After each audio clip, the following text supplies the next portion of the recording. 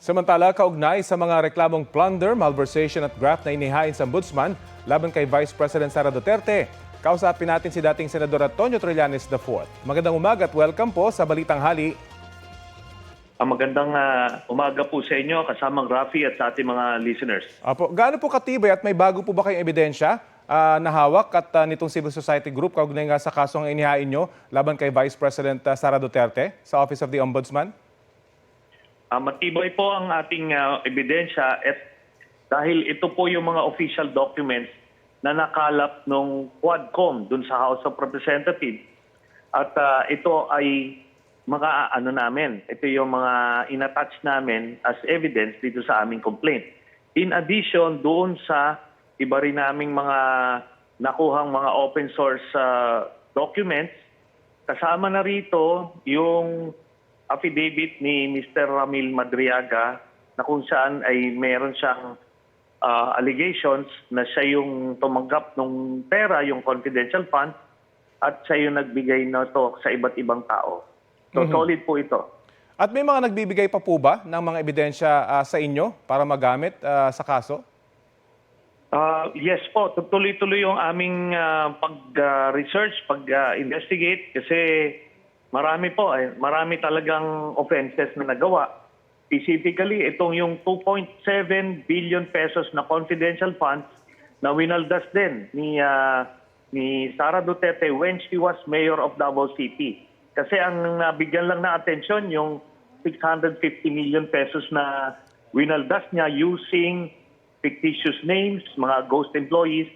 Pero ganun din ang modus operandi niya doon sa Davao City. Pero 2.7 billion pesos ito in total.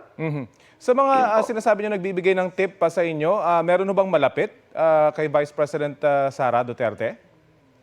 Meron po siyang isang undersecretary na nagsabi na sila yung binibigyan ng sobre mismo ni Sara Duterte when she was Secretary of Education. So, ganun po ka-solid yan.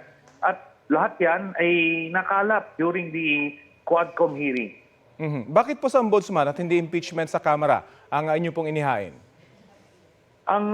Meron pa rin po magpa-file sa impeachment. Kaso sa February 6 or 9 na magpa-file. Kasi February 6 is a Friday, walang pasok yan sa House.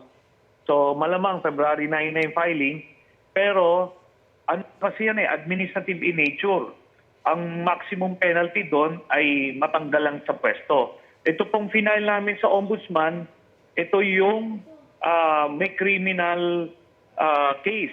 Meaning, pagkakulong ang penalty dito. At may mga kasama dito na kagaya nun, yung mga nung mayor pa siya, ay hindi yon maaring masama as impeachable offense per se, pero mag-i-establish lang ng pattern of behavior. So ito, dalawang kaso ang kakaharapin niya, isa sa ombudsman, isa pa sa impeachment. Mapunta naman po tayo kay Senador De La Rosa. Balak niyo raw po magsampa ng ethics complaint laban kay Senador Bato De La Rosa dahil sa matagal nang hindi pagpasok sa Senado? Opo, within the next few months, we will be filing an ethics case against him kasi tuloy-tuloy yung ang pagpondo ng gobyerno sa kanyang opisina pero without any reason ay hindi siya pumapasok. So, kailangan yan.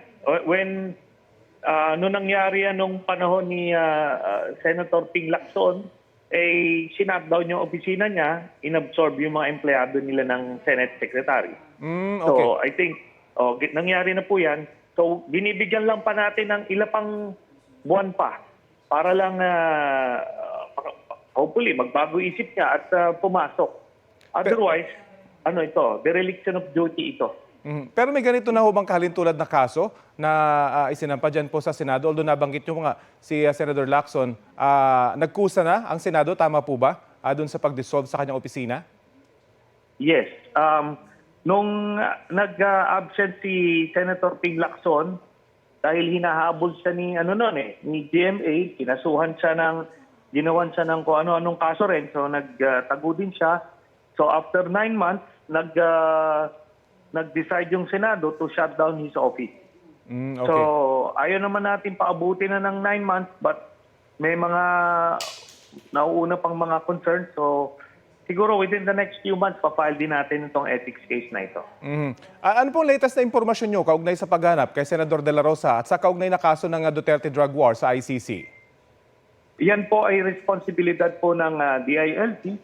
At kaya nga, kung bawasan siguro ni Secretary John Vic Remulla yung kanyang pag-press con, mas matututukan niya yung paghahanap. Kasi ang dami nang nawawala.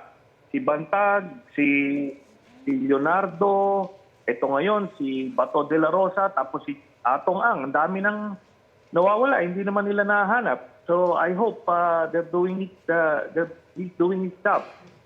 Pero kayo po ba nagbibigay din ng impormasyon o tumutulong para makahanap? Dahil alam natin, marami din po kayong mga sources.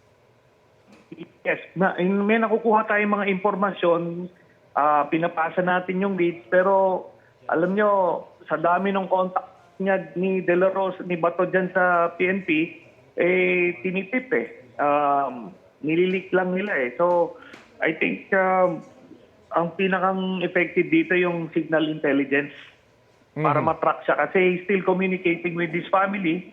So, ma-trace naman yan. Okay, sige po. Maraming salamat po sa oras na ibinahagi nyo sa Balitang Hali. Maraming salamat po. Si dating Senador Antonio Trillanes IV. Susubukan po namin kunan ng pahayag si DILG Secretary John Vic Remulla sa sinabi ni dating Senator Trillanes.